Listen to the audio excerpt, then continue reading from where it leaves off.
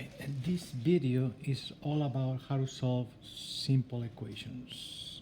I'm going to start with the first example. So let me do the first example here. We got x minus 3 equals to negative 5. The whole purpose of solving an equation is to isolate the variable. In this case, the variable is x. Notice that in an equation, basically, you have one side equal to the other side.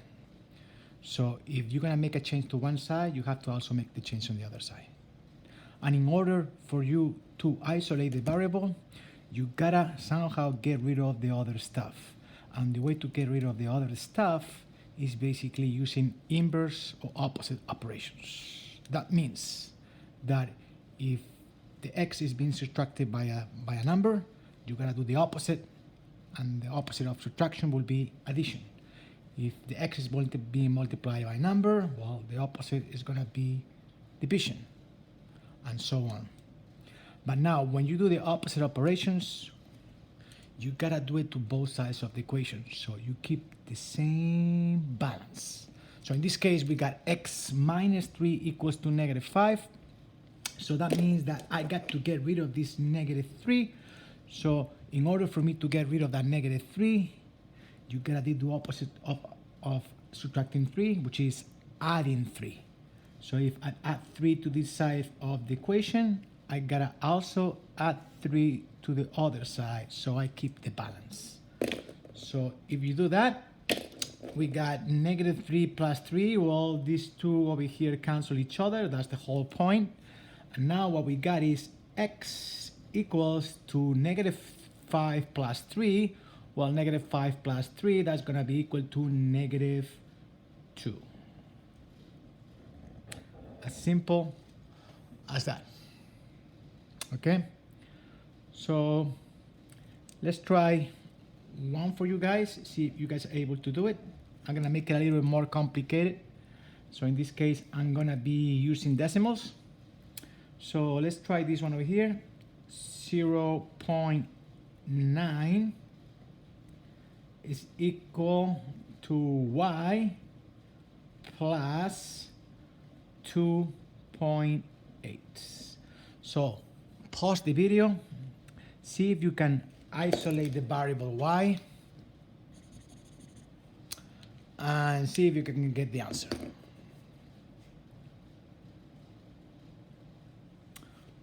Well, I hope you already finished the answer. I hope you got the right answer, but let's just take a look at it, see how we solve this equation. Well, in this case, I want to isolate the variable y right there, right? And I notice that is being at 2.8 is being added to the y. So that means that I gotta do the opposite of addition, which is subtraction. So that means that I gotta subtract 2.8 to this side of the equation. And also, I gotta do the same thing to the other side of the equation so I can keep the same balance. So if I subtract 2.8 over here, I also have to subtract 2.8 over here. So if we do that again, 2.8 minus 2.8 cancel each other.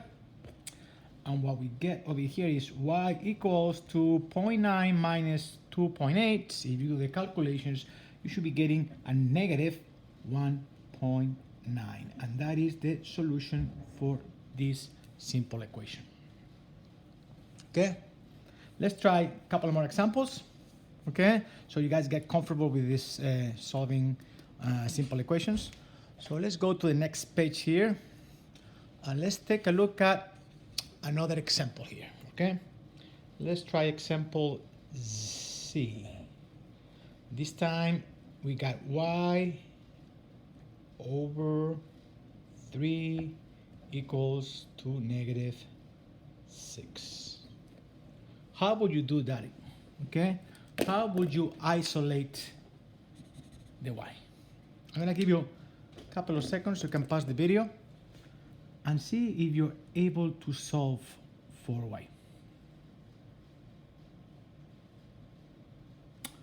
All right, so let's see if we can do it, see if you guys got the right answer. Now I notice that, yes, we got a fraction, and usually students are afraid of fractions, but the fraction is basically telling you that the y is being divided by 3. And the opposite of division is multiplication. So that means that I got to multiply both sides of the equation by 3. So that means that I gotta multiply this side by 3, and also I gotta multiply this side of the equation by 3. What happens when you multiply by 3? Well, 3 divided by 3, well, it divides out, it cancels or divides out. So now we got the y isolated, and then we got negative 6 times 3, that is a negative 18. Simple, not that complicated, even though we had a fraction there. Okay? Let's move on and do another example. See if you guys are able to do this one. Again, the same process. Remember that you have to apply or use inverse operations in order for you to isolate the variable x. Okay? Pause the video, try to do it, see if you're able to get the answer. All right, let's go over it. Again, the x is being multiplied by a negative 3. Every time you have a number, a variable next to a number, and there's nothing in between, that means multiplication. So that negative 3 is multiplying the x. So the opposite of multiplication is division. So that means that I gotta divide both sides of the equation by a negative 3. Don't forget that you are dividing by a negative number. Okay? So if I divide by a negative 3 over here, I also have to divide this side of the equation by a negative 3. Again, negative 3 divided by negative 3, that is a 1, so it divides out. So what we got is the x by itself. A negative divided by a negative is a positive, and 24 divided by 3 is going to be equal to 8. Simple. All right. Any questions there? That's basically the whole thing. The purpose of solving an equation, a linear equation, is basically isolating the variable, okay? And in order to isolate the variable, you need to use opposite operations. If the x or y is being added by a number, you gotta do the opposite, which is subtraction. If it is being multiplied by a number, you're gonna be doing the opposite, which is dividing, and so on. All right.